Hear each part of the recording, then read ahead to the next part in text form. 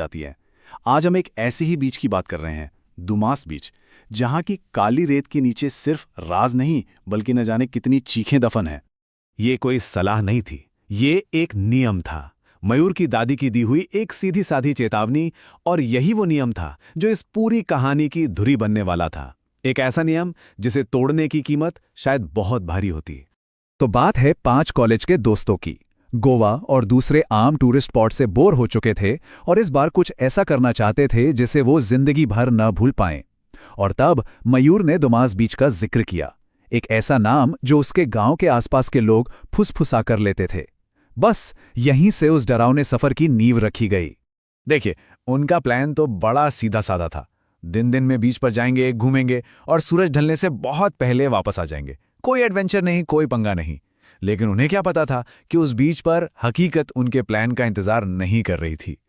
जब वो लोग बीच पर पहुंचे तो उन्हें अपनी आंखों पर यकीन ही नहीं हुआ। क्या क्या ये है वो भूता बीच? अरे यहाँ तो पूरा मेला लगा हुआ था। लोग हंस खेल रहे थे, बच्चे गुब्बारे लेकर दौड़ रहे थे। पहली नजर में तो डर का मतलब नामो निशान तक नहीं था। पर ये जो हंसी खुशी का माहौल था ना, ये बस एक पतली सी परत थी जिसके ठीक नीचे सदियों का अंधेरा सांस ले रहा था, और वो परत अब टूटने ही वाली थी। और फिर उस खुशनुमा माहौल के बीच रिया ने एक सवाल पूछा, एक ऐसा सवाल जिसने मानो उस जगह की सारी हवा सोख ली हो। यहां की रेत इतनी काली क्यों है? एक ऐसा सवाल जिसका जवाब उस बीच के स्याह इतिहास में दफन था।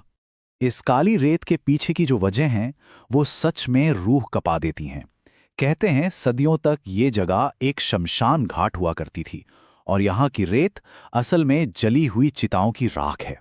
कुछ लोग तो ये भी कहते हैं कि यहाँ अजली लाशों को भी दफनाया जाता था, मतलब उनका हर कदम मौत के ऊपर पड़ रहा था।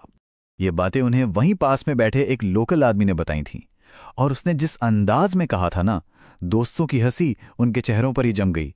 अब वो जमीन को नहीं देख रहे थे, वो उन अनगिनत अरूहों को महसूस कर रहे थे जिनके ऊपर वो खड़े थे। और फिर उन्होंने वो गलती की जो हर डरावनी कहानी में होती है। वो अलग हो गए। बस एक फैसला, और उन्होंने खुद को आने वाली मुसीबत के मुंह में धकेल दिया। तो हुआ ये कि 5 दोस्तों का वो ग्रुप 3 टुकड़ों में बट गया। और ये सब कब हुआ? ठीक उस वक्त जब सूरज समंदर में डूब रहा था और बीच का असली अंधेरा चेहरा जाग रहा था। अब वो एक ग्रुप नहीं थे, वो 3 आसान शिकार थे। और जब मयूर और कुशल उस खंडहर जैसी जगह के पास पहुंचे तो उनके पैरों तले से जमीन खिसक गई। वो अनजाने में भटकते भटकते उस बीच के दिल में पहुंच गए थे, ठीक शमशान घाट के इलाके में। सूरज पूरी तरह डूब चुका था और अब शुरू होती है मयूर और कुशल की वो रात जब उस अंतहीन बीच पर वो अकेले नहीं थे। वो अंधेरे और उसमें छिपी ताकतों के साथ पूरी तरह खो चुके थे। उनकी वो रात पल पल और भयानक होती जा रही थी। पहले वो सिर्फ रास्ता भटके, फिर उन्हें एहसास हुआ कि कोई या कुछ उन्हें देख रहा है। अंधेरा जितना गहरा होता गया, डर उतना ही उनके करीब आता गया। और फिर रात की उस खामोशी को एक आवाज ने तोड़ा, हवा में तैरती हुई एक बहुत मीठी सी फुसफुसाहट, कुशल। ये आवाज कहां से आ रही थी कोई नहीं जानता था।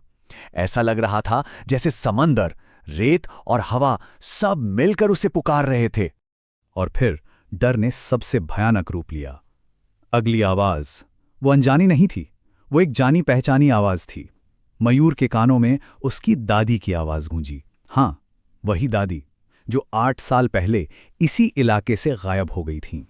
और इसके बाद तो जैसे उन पर चारों तरफ से हमला हो गया। अचानक हवा में जलती लकड़ियों की तेज गंध फैल गई, कहीं से राम नाम सत्य है की आवाजें आने लगीं। और फिर उन्होंने समंदर से एक बहुत बड़ी चमकती हुई आकृति को अपनी ओर बढ़ते देखा। भागने का कोई रास्ता नहीं था, हर तरफ से मौत उन्हें घेर रही थी।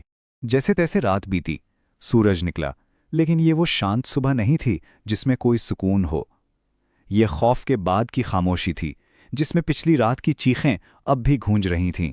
अगली सुबह जब उनके दोस्त और घरवाले उन्हें ढूंढते हुए पहुंचे तो वो दोनों समंदर के किनारे मिले, बेहोश, गीले कपड़ों में, रेत से सने हुए। ऐसा लग रहा था जैसे समंदर ने उन्हें उगल दिया हो। पर उस रात का असर सिर्फ उनकी यादों पर नहीं, उनके जिस्म पर भी था। जब दोनों को होश आया तो उनके शरीर 102 डिग्री बुखार से तप रहे थे। ये सिर्फ ठंड लगने का नतीजा तो नहीं हो सकता था। ये उस खौफ का जहर था जो शायद उनकी रगों में उतर चुका था। वो उस बीज से बचकर तो आ गए, लेकिन बीज का एक हिस्सा हमेशा के लिए उनके अंदर रह गया। कहते हैं आज भी कभी कभी जलती हुई लकड़ी की गंध मयूर को नींद में चीखने पर मजबूर कर देती है। वो जख्म आज भी ताज़ा है।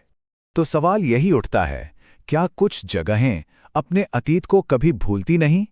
क्या उनकी यादें इतनी गहरी होती हैं कि वो वहां आने वालों पर हमेशा के लिए अपनी एक छाप छोड़ जाती हैं? इसका जवाब शायद